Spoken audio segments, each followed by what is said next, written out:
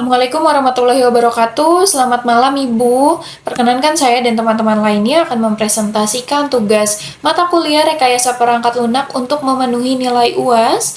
Mudah-mudahan Ibu berkenan dan semangat untuk teman-teman semua. Oke, dengan judul analisa sistem informasi pasien rawat jalan pada klinik Mustika untuk kelompoknya terdiri dari 4 dan ada Kak Adifa Widya Arianti dengan saya Nur Ainun, ada Kak Indriani dan ada Kak Leonard Manurung. Nah, untuk latar belakang di sini, Klinik Mustika adalah organisasi kesehatan yang bergerak dalam pelayanan kesehatan yang memberikan pelayanan dengan baik. Untuk rumusan masalahnya sendiri, yang pertama proses pembayaran tidak praktis, yang kedua tidak adanya informasi yang akurat. Untuk tujuan penelitian kami di sini membuat prosedur pembayaran, tindakan, dan obat berbeda itu berada pada satu layanan pembayaran. Untuk yang kedua itu menganalisa sistem informasi rawat jalan pasien pada klinik Mustika yang mampu menghasilkan informasi yang tepat tentunya, cepat dan akurat melalui pengembangan sistem. Untuk analisis kebutuhan sistem itu yang pertama ada bagian administrasi login dan yang kedua ada bagian administrasi dapat mengakses menu utama. Yang ketiga bagian administrasi dapat mengakses menu transaksi yang di dalamnya ada mengelola menu data pasien, terus untuk mengelola menu pendaftaran, mengelola menu pembayaran dan mengelola menu surat keterangan. Untuk yang keempat itu ada bagian administrasi dapat mengakses menu laporan dan di dalamnya ada menu pengolahan data dan ada mengelola menu data kunjungan pasien serta mengelola menu data penerimaan kas. Baik, dari saya cukup dan akan dilanjutkan oleh rekan saya.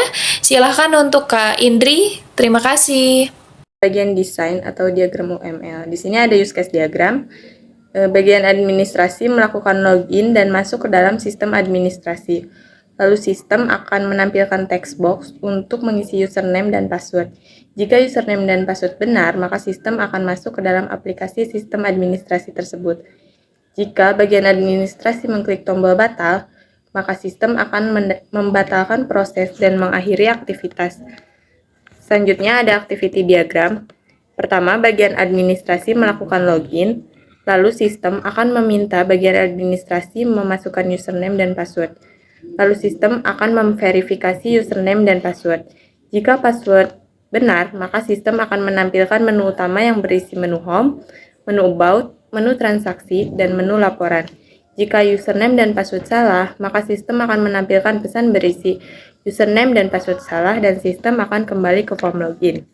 Selanjutnya ada kelas diagram. Admin mengelola pendaftaran pasien. Pendaftaran pasien mempunyai relationship dengan data pasien. Data pasien berisi nomor pasien, nama pasien, jenis kelamin, usia, alamat, riwayat medis, pendaftaran pasien, dan pembayaran obat. Setelah mendapatkan data pasien, dokter kemudian memeriksa pasien. Setelah diperiksa, data pasien diberikan kepada bagian rekam medis untuk dibuatkan data rekam medis yang berisi nomor pasien, nama, usia, diagnosa penyakit, jenis kelamin, alamat, dan kopi resep. Setelah itu, data tersebut akan diberikan kepada bagian pembayaran. Terima kasih. Saya akan melanjutkan presentasi berikutnya, yaitu diagram keempat, yaitu sequence diagram. Sebelum menjelaskan alurnya, saya jelaskan dulu pengertian dari sequence diagram. Sequence diagram sendiri yang juga disebut dengan diagram urutan, yang artinya sebuah diagram yang digunakan untuk menjelaskan dan menampilkan interaksi antar objek-objek dalam sebuah sistem yang terperinci. Contohnya seperti berikut. Di bagian administrasi untuk proses pendaftaran. Di sini bagian urut sesuai dengan pengertiannya sequence diagram, urutannya adalah sebagai berikut. Di bagian administrasi, apabila bagian administrasi ingin menambah pendaftaran pasien, syaratnya adalah dia masuk ke form pendaftaran. Di form pendaftaran, bagian administrasi akan menginput contoh nomor pendaftaran, nama, jenis kelamin, usia, tanggal lahir, dan alamat calon pasien. Setelah itu, data akan dikontrol masuk ke dalam proses kontrol pendaftaran. Di sini, kontrol pendaftaran artinya proses disimpannya data tersebut. Setelah berhasil disimpan, maka data tersebut akan masuk ke bagian administrasi, yaitu bagian database-nya. Jadi setelah bagian administrasi melakukan penjemputan, maka data yang diinput tadi akan masuk ke database bagian administrasi. Kira-kira seperti itu. Yang kelima, saya akan menjelaskan diagram selanjutnya, yaitu deploy diagram. Sebelum menjelaskan alur dari deploy diagram, ada baiknya saya menjelaskan pengertian dari deploy diagram. Deploy diagram sendiri adalah jenis diagram yang statis, yang artinya tidak akan mengalami perubahan ketika ia dirancang, seperti contoh deploy diagram berikut. Nah, deploy diagram juga sering disebut dengan diagram node. Misalnya seperti ini. Pada deploy diagram ini terdapat web server. Di dalam web server ini terdapat bagian administrasi, pasien rawat jalan, dan aplikasinya. Node kedua adalah database server. Di sini adalah database yang menampilkan database dari sistem yang ada di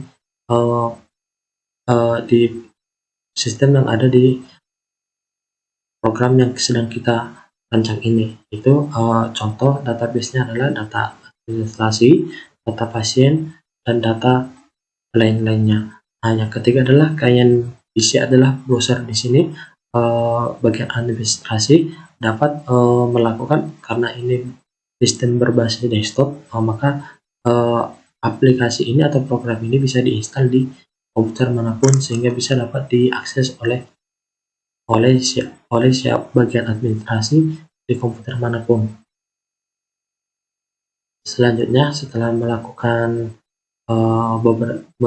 merancang beberapa diagram yang telah kita jelaskan tadi, di sini kami mencoba membuat database-nya. Contoh database-nya adalah tabel pegawai. Di sini spesifikasinya saya bisa jelaskan nama database-nya. Database-nya key masternya data pegawai, nama filenya data pegawai, bisa disebut atau akronimnya data pegawai.myd. Tipenya adalah file master. Kenapa file master? Karena ini menyangkut akses siapa saja yang bisa login ke dalam database aplikasi yang kita rancang. Makanya aksesnya random. Jumlah rekodnya, penyerekodnya 88 karakter. Kunci pilihnya adalah nomor pegawai. Kira-kira contoh penggambaran database-nya digambar di atas. Elemen datanya nomor pegawai, nama, jenis kelamin, kategori, dan alamat. Jadi data inilah yang nanti kita inputkan ke dalam database kita. Demikian dari saya. Selanjutnya akan dijelaskan oleh teman saya, Aditya. Terima kasih. Desain antarmuka. Desain antarmuka merupakan sebuah tampilan grafis yang berfungsi untuk menghubungkan pengguna dengan sebuah sistem agar sistem tersebut dapat digunakan sebagaimana mestinya. Dalam studi kasus kali ini, kita memberikan contoh satu form desain antarmuka, yaitu form data pegawai. Di sini kita bisa input data pegawai, ada nomor pegawai, nama, lalu jenis kelamin, dan alamat. Maka data pegawai yang telah diinput akan muncul pada tabel yang di bawahnya. Selanjutnya, testing. Kita memberikan testing contoh pada form login dengan black box testing, yaitu username dan password tidak diisi, kemudian kita klik login. Maka test case-nya adalah username kosong, password kosong. Hasil yang diharapkan sistem akan menolak dan memunculkan tampilan username dan password wajib untuk dilengkapi. Hasil pengujian ialah sesuai harapan dan kesimpulannya valid. Yang kedua adalah username diisi sedangkan password kosong. Test case-nya username diisi, contoh nama data pegawainya Indri, dan passwordnya kosong. Maka hasil yang diharapkan sistem akan menolak dan akses menampilkan pesan username dan password wajib untuk dilengkapi. Hasil pengujian sesuai harapan dan kesimpulannya valid.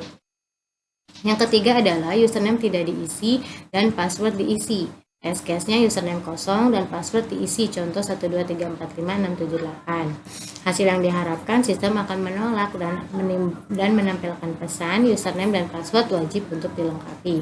Hasil pengujian sesuai harapan dan kesimpulannya valid. Yang keempat adalah mengetikkan kondisi salah pada username dan password. Misal username dan password kita isi dengan data yang belum terdaftar di username dan password. Maka hasil yang diharapkan, sistem akan menolak akses menampilkan pesan username dan password keliru. Hasil pengujiannya sesuai harapan, kesimpulannya valid. Yang terakhir, kita mengetikkan username dan password yang benar.